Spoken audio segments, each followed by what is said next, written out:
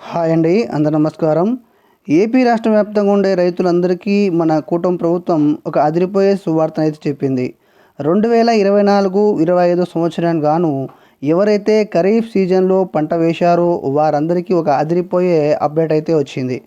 ఖరీఫ్ 2024 సీజన్లో సాగు చేసిన పంటలకు ఈ క్రాప్ బుకింగ్ చేసుకోవాలని వ్యవసాయ శాఖ ప్రత్యేక ప్రధాన కార్యదర్శి అయినటువంటి రాజశేఖర్ గారు క్షేత్రస్థాయి సిబ్బందికి స్పష్టం చేశారు. రైతులకు సంబంధించి ఈ క్రాప్ బుకింగ్ అనేది ఎప్పటి నుండి చేసుకోవాలి, ఎక్కడ చేసుకోవాలి, దానికి ఏ ఏ డాక్యుమెంట్స్ కావాలి, ఏ పంట వేశారో అనేది ఈ క్రాప్ బుకింగ్లో అయితే ఖచ్చితంగా మెన్షన్ చేయాల్సి ఉంటుంది. అదేవిధంగా ఈ క్రాప్ బుకింగ్ అనేది ఏ పంటలకు చేయరో, అసలు ఈ క్రాప్ బుకింగ్ చేయకపోతే రైతులకు ఏం నష్టం జరుగుతుందో, అదేవిధంగా ఈ క్రాప్ బుకింగ్కి సంబంధించిన అప్లికేషన్ అనేది డిస్క్రిప్షన్లో ఇవ్వడం జరిగింది. ఖచ్చితంగా ఆ డిస్క్రిప్షన్లో ఉన్న అప్లికేషన్ తీసుకుని డౌన్లోడ్ అయితే చేసుకోండి. ఇక మన వీడియో వెళ్ళే ముందు మన వీడియో ఎవరైతే నచ్చినట్లయితే ఖచ్చితంగా ఒక చిన్న లైక్ ఇవ్వండి. వెంటనే మన ఛానల్ని సబ్స్క్రైబ్ చేసుకోండి. ఇక లేట్ చేయకుండా వీడియోలోకి వెళ్దాం. ఏపీ రాష్ట్ర వ్యాప్తంగా ఉండే రైతులందరికీ 2024 ఖరీఫ్ సీజన్ యొక్క ఈ క్రాప్ బుకింగ్ చేసుకోవాలని ప్రభుత్వం వెల్లడించింది. ఆల్రెడీ ఈ క్రాప్ బుకింగ్ అనేది మొదలైతే పెట్టారండి. ఇంకా ఎవరైనా ఈ క్రాప్ బుక్ చేసుకోకపోతే వెంటనే ఈ క్రాప్ బుకింగ్ అనేది చేయించుకోండి. పంట వేసిన ప్రతి రైతు ఈ క్రాప్ బుకింగ్ చేసుకోవాలి.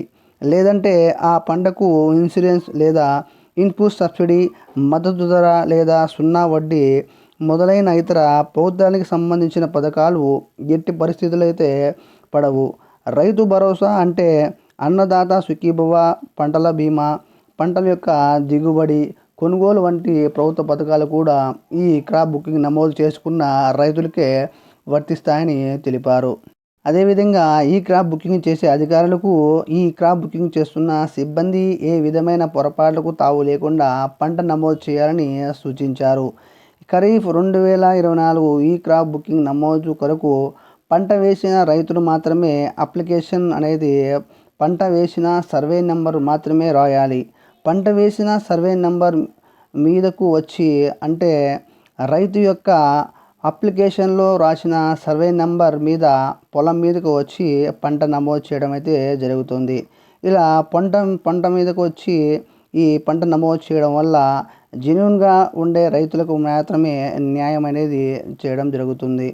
అదేవిధంగా రైతులు తాము సాగు చేస్తున్న పంట యొక్క వివరాలు నమోదు చేసుకోవడం ద్వారా ప్రభుత్వ పథకాలకు అర్హులవుతారని పేర్కొన్నారు. అదేవిధంగా పంట ఏమైనా అకాల వర్షాల వల్ల పంట నష్టం జరిగినా, అదేవిధంగా వడ్డీ లేని రుణాలు పొందాలన్నా, ఒక పంట రుణాలు పొందాలన్నా ప్రభుత్వం అయితే అవకాశం అయితే ఇస్తుంది. కాబట్టి ఖచ్చితంగా ప్రతి ఒక్క రైతు ఈ క్రాప్ బుకింగ్ అనేది తప్పకుండా చేయించుకోవాలి.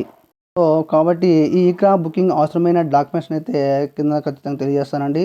ఈ క్రాప్ బుకింగ్ కావాల్సిన డాక్యుమెంట్స్ మొదటిగా అప్లికేషన్ అయితే ఖచ్చితంగా ఉండాలి. అదేవిధంగా పట్టాదార్ పాస్బుక్ అయితే ఖచ్చితంగా ఉండాలి. దాంతోపాటు ఆధార్ కార్డు ఉండాలి.